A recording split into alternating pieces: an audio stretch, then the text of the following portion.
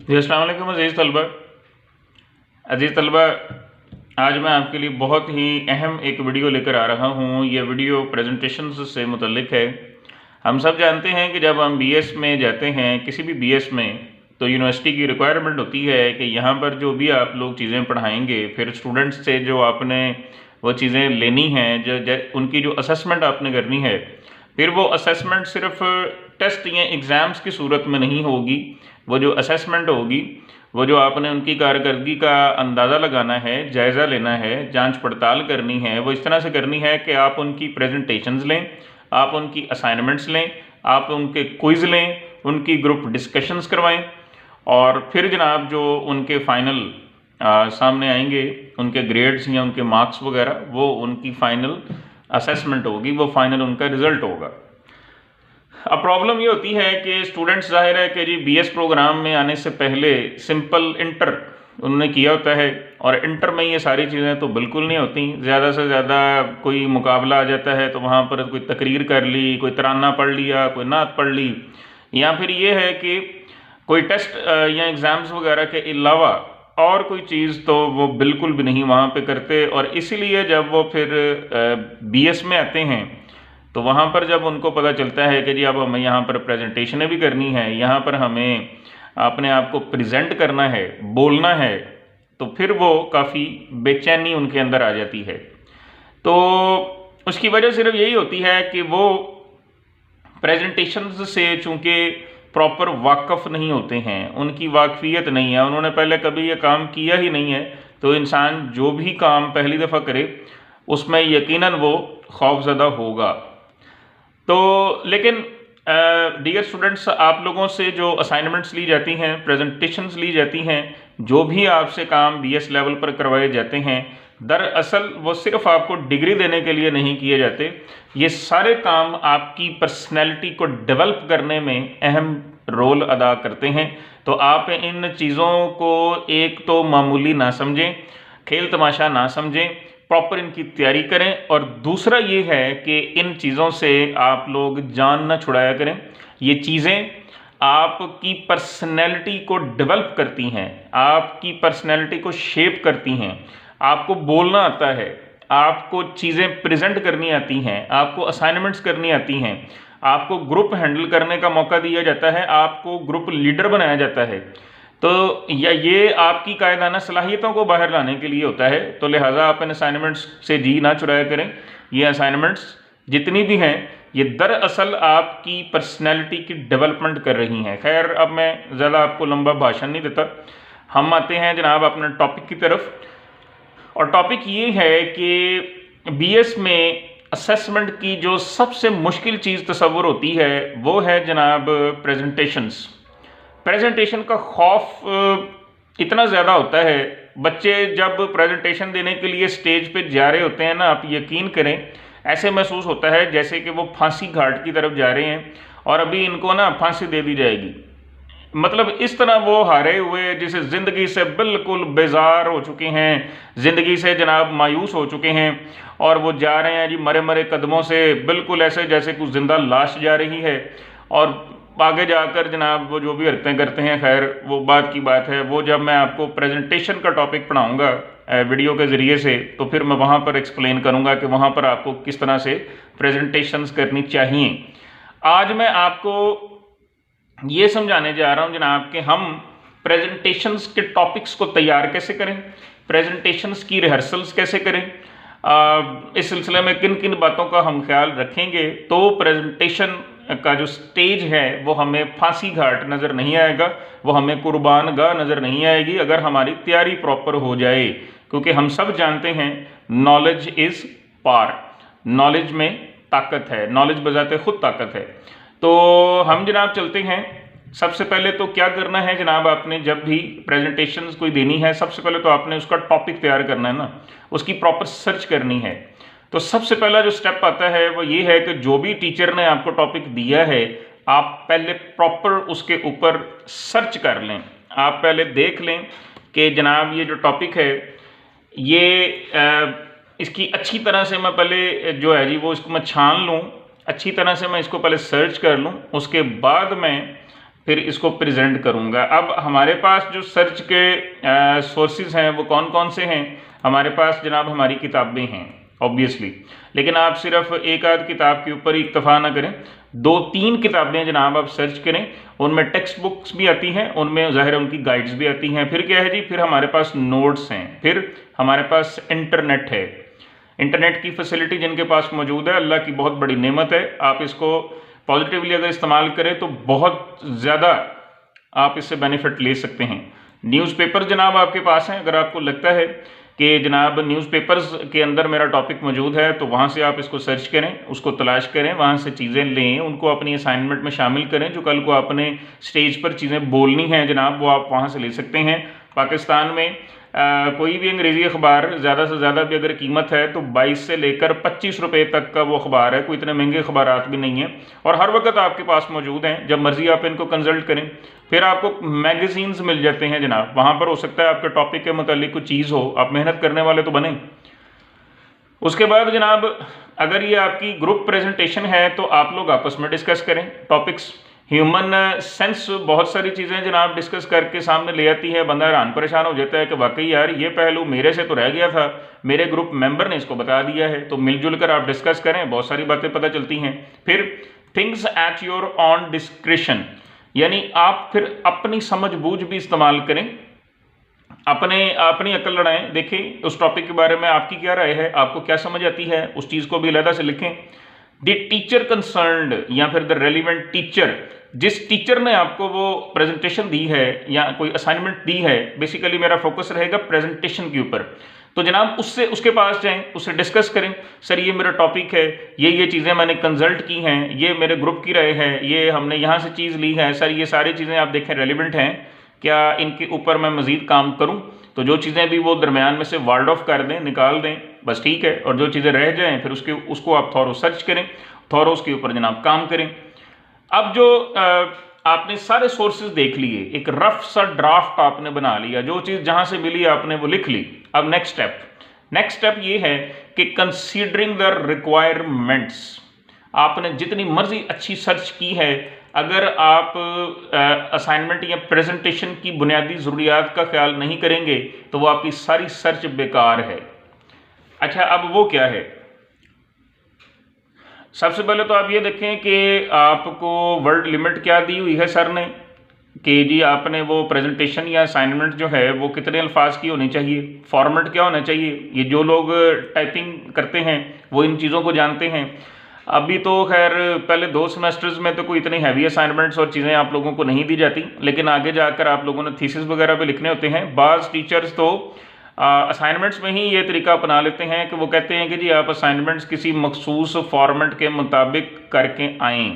अब बहुत ज़्यादा मशहूर है MLA फॉर्मेट, इस फॉर्मेट के मुताबिक ही लोग ज़्यादातर अपने थीसिस वगैरह करते हैं, और भी फॉर्मेट्स मौजूद हैं लेकिन ये काफ़ी मशहूर है इसलिए मैंने इसका नाम यहाँ पे लिख दिया जी, MLA। तो अब इसमें क्या होता है कि आपको बताया जाता है कि जो भी आप असाइनमेंट लिख रहे हो तो जब आप उसको टाइप करेंगे तो आपने उसका जो टाइटल है उसको थोड़ा सा टेढ़ा लिखना है। टेढ़ा लिखने की ऑप्शन भी कंप्यूटर में मौजूद होती हैं। आपने जो भी ओपनिंग पैराग्राफ लिखना है वो थोड़ा सा मार्जिन लाइन से फासला दे के लिखना है। तो इस तरह का अगर कोई टीचर ने आपको कहा हुआ है कि फॉर्मेट आप फॉलो करें तो फिर करें, अगर नहीं कहा हुआ, आज़ादी दी हुई है, तो बस सिंपली टाइप करें या लिखें और जमा करवाएं। अच्छा, उसके बाद सर ने क्या कहा है कि आप कैसे उस चीज़ को फिर जमा करवाएं, हार्ड कॉपी देनी है या सॉफ्ट कॉपी देनी है। अगर हार्ड है तो फिर ज़ाहिर है सर को जाके दे देंगे, बड़े अच्छे से असाइनमेंट पेपर्स पे लिख के या अच्छा सा प्रिंट निकाल के फाइल में लगा कर उसको दे देंगे। अगर उन्होंने कहा है कि सॉफ्ट कॉपी, तो फिर आप ज़ाहिर है उनको ईमेल कर दें या फिर आप उनको व्हाट्सएप कर दें। टाइम लिमिट क्या है? सर ने क्या कहा है कि जी ये टॉपिक मैं दे रहा हूँ जी, मिसाल के तौर पर 20 दिसंबर को, मैं आपसे ले लूँगा जनाब 30 दिसंबर को। तो फिर आप ज़ाहिर है जनाब उस टाइम लिमिट को फॉलो करें, उसके अंदर अंदर अपना काम सारा निपटाएं। अगर वो लेट हो जाता है तो ये बहुत ही गलत इंप्रेशन पड़ेगा। उसके बाद इवन के टीचर लेट असाइनमेंट्स को लेने से इनकार भी कर देते होते हैं। मेंबर्स की लिमिट क्या है? अगर आपकी ग्रुप असाइनमेंट है या ग्रुप प्रेजेंटेशन है, सर ने क्या कहा है कि आप जनाब जो है वो टीचर के मुताबिक 6 मेंबर रख सकते हो या 7 रखें या जितने उसने कहे ना उसके मुताबिक ही रखें। एक्स्ट्रा मेंबर्स कभी भी आप असाइनमेंट में या प्रेजेंटेशंस में ना लेकर आएँ और ना ही शो करें। ड्रेस कोड क्या है जी? अगर आपने आपका कोई कॉलेज का यूनिफॉर्म है या यूनिवर्सिटी का, तो फिर तो ठीक हो गया, मसला ख़त्म। लेकिन अगर वो कोई मखसूस यूनिफॉर्म नहीं है, तो फिर आप प्रेजेंटेशंस के दौरान में डिसेंट कपड़े पहन कर आएँ, अच्छे कपड़े, साफ़ सुथरे कपड़े इस्त्रीशुदा पहन कर आएँ, लड़के लड़कियाँ दोनों। अवॉइड कैजुअल्स, आम कपड़े ना पहने जो आप घर में पहनते हैं ना जी, वो ना पहने। अब ये ना हो कि लड़के जो हैं जी वो एक मजाक की बात कर रहा हूँ कि जी कच्छे पहन कर आ जाएं, और लड़कियां जो हैं जी वो भी रंग बिरंगे कपड़े पहन कर आ जाए। तो इस तरह का काम आपने नहीं करना है, प्रॉपर क्लोथिंग में आपने आना है, प्रॉपर क्लोथिंग में। अच्छा, उसके बाद है कि नंबर 3 जो पॉइंट है, मैं इसको सबसे इंपॉर्टेंट पॉइंट समझता हूँ। आप चाहे अपने टॉपिक को जितना मर्जी अच्छा सर्च कर लें, जितना मर्जी अच्छा जो है वो रिक्वायरमेंट्स का ख्याल कर लें, ये टॉपिक अगर आपने नहीं किया तो आपका जो प्रेजेंटेशन का डर है वो कभी ख़त्म नहीं होगा। करना क्या है? नंबर 1, आप इन सारे अगर स्टेप्स को फॉलो करते हैं, आपका प्रेजेंटेशन का डर बिल्कुल ख़त्म हो जाएगा। चेक योर टाइप्ड या written work at least 5 times before submitting it. जमा करवाने से पहले अपनी टाइपशुदा चीज़ को, टाइपशुदा काम को या अपने लिखे हुए काम को कम से कम 5 बार चेक कर लें, फॉर एरर्स एंड ओमिशंस। कोई उसमें गलतियां तो नहीं है, या ओमिशंस या कोई चीज़ लिखने वाली तो नहीं रहेगी। रिलेटेड टू फॉर्मेट, फॉर्मेट के हवाले से, ग्रामर के हवाले से, spellings, quotations, scientific data, dates, diagrams, ये चेक कर लें। जो भी आपने उसके अंदर चीज़ें एंटर की हुई हैं, जो भी प्रेजेंटेशंस के लिए एंटर की हुई हैं, क्या इनमें कोई गलती तो नहीं, क्या इनमें कोई चीज़ रह तो नहीं गई। तो पहले तो अच्छी तरह से इसको ठोक बजा के चेक करें। उसके बाद है जी, rehearse the material as much as you can before a mirror, family, friends, prior to the real show. असल शो से पहले, रियल शो का मतलब है कि असल प्रेजेंटेशन, उससे पहले आप क्या करें कि अपने इस प्रेजेंटेशन को बार बार इसकी रिहर्सल्स करें। कहाँ, किसके सामने? अकेले भी करें, यानी शीशे के आगे करें, वहाँ पे ज़ाहिर है आप अकेले हैं, और आप अपने बॉडी लैंग्वेज को देखें, आप अपने एक्सप्रेशंस को कंट्रोल करें। आप ये देखें कि मैंने किस लफ्ज़ पर हाथ उठाना है, कहाँ इशारा करना है, किस तरह से उसको करना है। अकेले सबसे पहले अपने आप को ऑब्जर्व करें। जब आप देखें कि अब मेरी काफ़ी बेहतरी है, फिर आप अपनी फैमिली के सामने करें, फिर आप अपने फ्रेंड्स के सामने करें जिनके साथ आपकी काफ़ी बेतकल्लुफ़ी है, वो आपको आपकी गलतियाँ अच्छी तरह बताएंगे, और फिर जनाब आप फाइनल शो के लिए तैयार हैं। Try to present your material within the prescribed time limit. देखें, जो भी आपका मटेरियल है, जब आप प्रेजेंटेशंस करें तो उसको प्रेस्क्राइब्ड टाइम लिमिट के अंदर अंदर करें। अगर सर ने कहा है कि जी प्रेजेंटेशन 5 मिनट की करनी है, तो फिर उसके अंदर अंदर ही उसको ख़त्म करें। अगर 10 मिनट की है तो उसके अंदर अंदर जनाब हर चीज़ को डिस्कस करें। Frequent rehearsals will set your timing. जब आप बार बार रिहर्सल्स करेंगे तो आपकी टाइमिंग काफ़ी सेट हो जाएगी। Synchronise your words to slides. अपने अल्फाज को स्लाइडों के साथ मैच करें, मिलाएं। If you are presenting your material on multimedia. अगर आप मल्टीमीडिया के ज़रिए से अपनी प्रेजेंटेशंस कर रहे हैं थ्रू USB एंड प्रोजेक्टर्स वगैरह, मतलब USB आपने कंप्यूटर में लगा दी है और प्रोजेक्टर के ज़रिए दीवार पर वो स्लाइड आपकी आनी शुरू हो गई है कि जी यहाँ पर इंट्रोडक्शन है, यहाँ पर इसकी आर्गुमेंट है, एंडिंग है, वगैरह वगैरह। तो फिर आप अपनी स्लाइड जिस तरह ही आपकी जो है वो चेंज हो, तो आपका जो लफ्ज़ है, आपका जो लहजा है, आपके जो अल्फाज हैं, वो भी साथ साथ फिर चेंज हो। आप फिर उनको बल्कि ऐलान करें कि now I come to the next slide and now I discuss these things. तो वो ये आपको, ये टाइमिंग जो आपकी सेट होगी आपकी स्लाइड्स के साथ साथ, वो बार बार आपकी रिहर्सल से ही होगी। 5वां पॉइंट है जी, have a look on your group members as well. अपने ग्रुप मेंबर्स का भी ख्याल करें, specially if you are a leader, खासतौर पर अगर आप एक लीडर हैं। Keep them active and motivated till the end. आखिर तक अपने ग्रुप मेंबर्स को मोटिवेटेड रखें, उनको आप एक्टिव रखें, मुतहर्रिक रखें, जोश व जज्बा देते रहें। यही एक अच्छे लीडर की निशानी होती है। Ask your group members to present things in the same order as they appear in the written या typed work। अपने ग्रुप मेंबर्स कहें कि चीज़ें उसी तरतीब से ही स्टेज पर प्रेजेंट करें जिस तरह से वो चीज़ें असाइनमेंट के अंदर मौजूद हैं। यानी अगर पहला पॉइंट है इंट्रोडक्शन है, तो इंट्रोडक्शन एक मेंबर करवा दे, फिर दूसरा पॉइंट दूसरा मेंबर, तीसरा पॉइंट तीसरा मेंबर। पॉइंट्स को आगे पीछे न करें, पॉइंट्स के हिसाब से ही मेंबर्स की प्रेजेंटेशन को तैयार करवाएं। ऑलवेज सपोर्ट योर असाइनमेंट्स या प्रेजेंटेशंस विद रेलिवेंट आर्गुमेंट्स। हमेशा अपनी असाइनमेंट्स में या अपनी प्रेजेंटेशंस में मतलूबा दलाइल लाजमी डालें, specially if you are dealing with literary topics, ख़ास तौर पर अगर आप अदबी टॉपिक्स के साथ डिस्कस कर रहे हैं, डीलिंग कर रहे हैं। अदबी टॉपिक्स मतलब जो आपके लिटरेचर के टॉपिक्स हैं।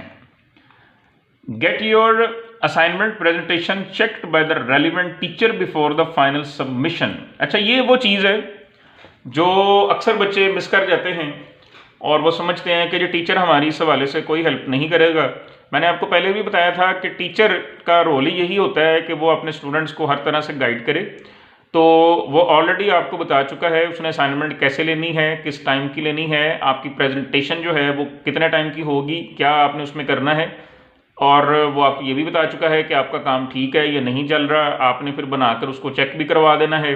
अच्छा, अब जब वो चेक कर लेगा तो टीचर आपका बहुत सारी उसके अंदर मिस्टेक्स को पॉइंट आउट भी करेगा, फिर आप उन मिस्टेक्स के ऊपर ज़ाहिर काम करें और अपने काम को एरर फ्री बनाएं, गलतियां उसमें से निकाल लें। After making your work error free, get it photocopied and distribute among other group leaders of the class if they are not preparing the same topic. अपने काम को गलतियों से पाक करने के बाद इसकी फोटोकॉपी करवाइए। फोटोकॉपी जो है करवा के बाकी जो क्लास के ग्रुप्स हैं उनके लीडर्स को वो फोटोकॉपीज प्रोवाइड कर दें ताकि वो अपने मेंबर्स को दे दें। अगर वो लोग आप वाला टॉपिक तैयार नहीं कर रहे तो अगर वो भी आप ही वाला टॉपिक तैयार कर रहे हैं तो फिर ये फॉर्मेलिटी करने की ज़रूरत नहीं, लेकिन अगर उनके टॉपिक्स डिफरेंट हैं तो फिर आप ये ज़रूर काम करें ताकि उन तक आपका अच्छा खासा बेहतरीन जो काम है वो उन तक भी पहुंच जाए। उससे उनके एग्ज़ाम की भी हेल्प हो जाएगी और उनको आपके टॉपिक के बारे में काफ़ी हद तक नॉलेज भी मिल जाएगी। It would help them understand your work even before your presentation। यानी कि अभी आपकी प्रेजेंटेशन होनी भी नहीं है, हुई भी नहीं होगी, तो वो आपके काम को पहले ही काफ़ी हद तक समझ जाएंगे। ये आपने जनाब सारे स्टेप्स को फॉलो करना है। अब मैं आता हूँ ग्रुप लीडर की तरफ। अच्छा, wrong selection, choice of the group leader.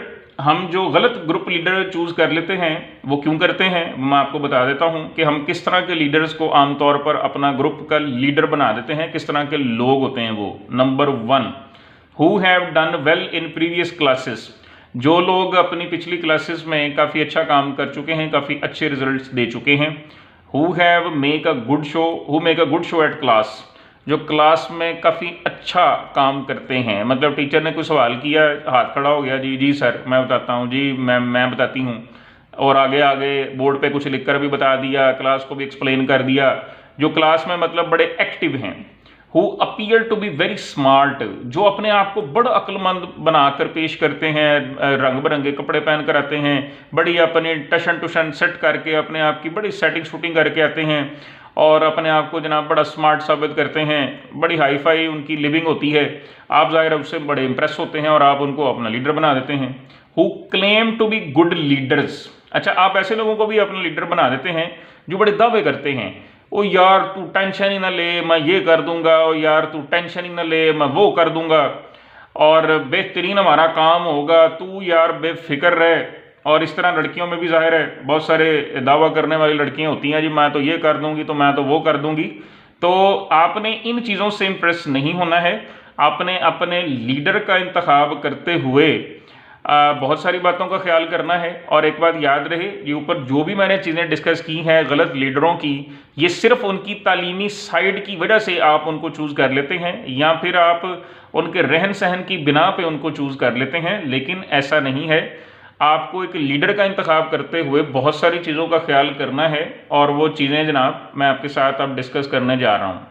Number 1, group leader should have gift of the गैब। ग्रुप लीडर के पास जनाब गिफ्ट ऑफ द गैब होना चाहिए, यानी उसको बोलने का फन उसके पास होना चाहिए। Group leader should have adequate knowledge of English grammar. Group leader के पास अंग्रेजी ग्रामर की काफ़ी सारी नॉलेज होनी चाहिए। इतनी कुछ तो होनी चाहिए ना कि वो आराम से प्रेजेंटेशंस को और असाइनमेंट्स को तैयार कर सके और जो दूसरे मेंबर्स ग्रामर की गलतियां करते हैं उनको भी सुधार सके। Group leader should have computer laptop and stable internet connection, ये कोई खैर ज़रूरी चीज़ नहीं है। लिखा हुआ है कि जी ग्रुप लीडर के पास कंप्यूटर हो, लैपटॉप हो, इंटरनेट हो, लेकिन ये कोई ज़रूरी नहीं है। ना भी हो तो किसी दूसरे मेंबर के पास होगा, आप वहाँ से भी वो गुजारा कर सकते हैं। अगर इसके पास हो तो चले बहुत अच्छा है, वो अकेला बैठ के भी या अकेली बैठ के भी बहुत कुछ सर्च कर सकती है, बहुत कुछ लिख सकते हैं, बहुत कुछ हो सकता है। लेकिन अगर नहीं भी है तो कोई नहीं, दोस्त यार आपस में मिलजुल के काम फिर चला ही लेते हैं। नेक्स्ट है जी कि group leader should be a confident person, वो एक कॉन्फिडेंट पर्सन होना चाहिए, ये बहुत ज़रूरी है। वो कॉन्फिडेंट होगा तो वो अपने ग्रुप मेंबर्स को भी कॉन्फिडेंट करेगा, उनको भी वो मोटिवेट करता रहेगा और बड़े ही एतमाद के साथ टीचर के सामने भी अपने काम को प्रेजेंट करेगा। Group leader should be a live wire, वो एक जोशीला इंसान होना चाहिए। जाहिर है खुद जोशीला होगा तो ही अपने मेंबर्स में जोश दौड़ाएगा। अगर खुद जोशीला नहीं है, ठंडा है, डरपोक है, तो फिर ग्रुप मेंबर्स की प्रैक्टिस वो क्या करवाएगा। Group leader should be an understanding fellow, वो एक समझदार, एक समझने वाला इंसान होना चाहिए।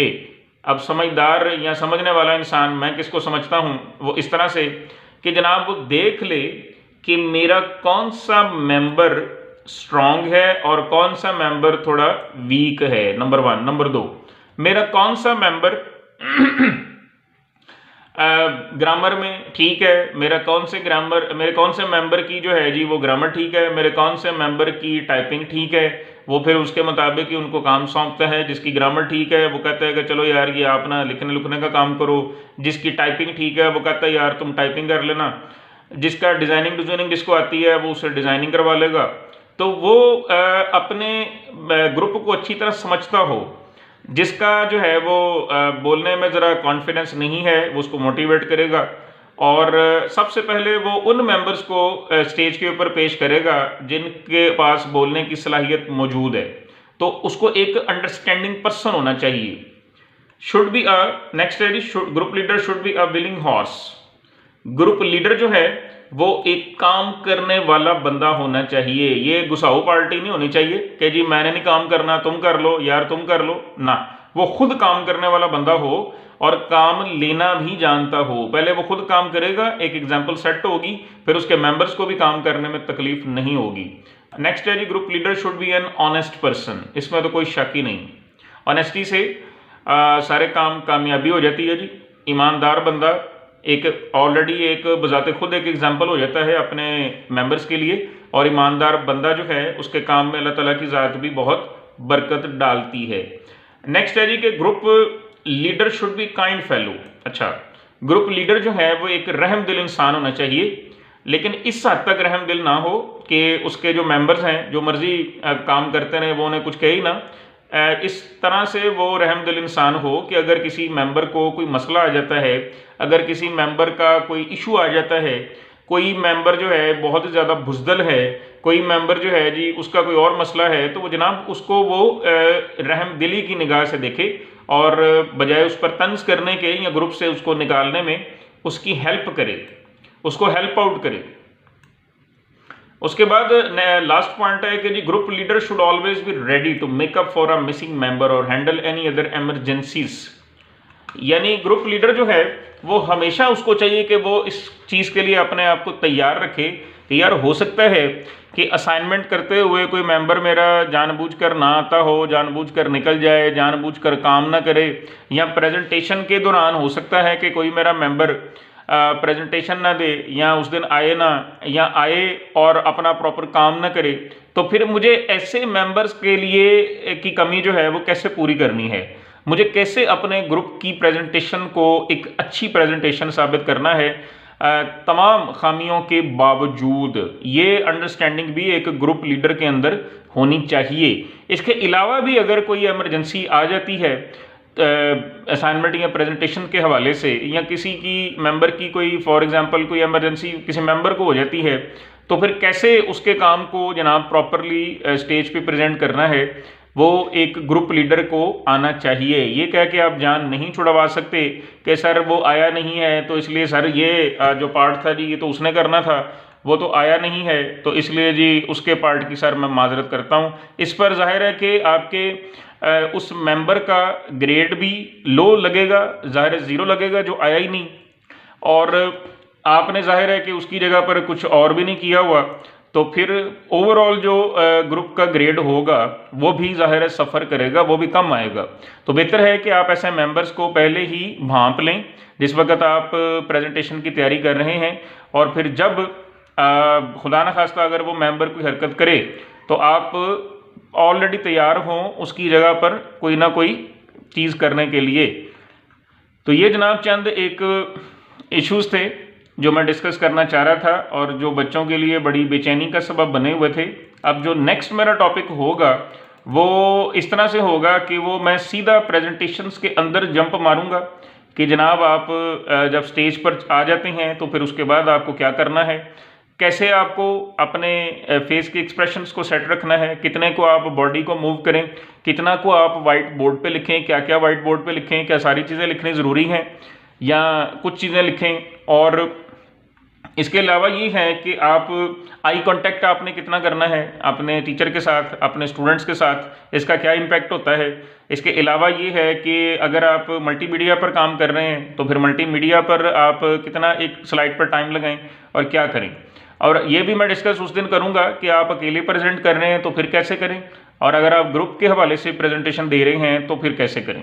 तो इन टॉपिक्स को जनाब आप बड़े गौर से देखें, इंशाल्लाह ताला ये आपकी कॉन्फिडेंस को बूस्ट भी करेंगे और इंशाल्लाह फिर ज़ाहिर है आपकी परफॉर्मेंस को भी बेहतर करने में अहम किरदार अदा करेंगे।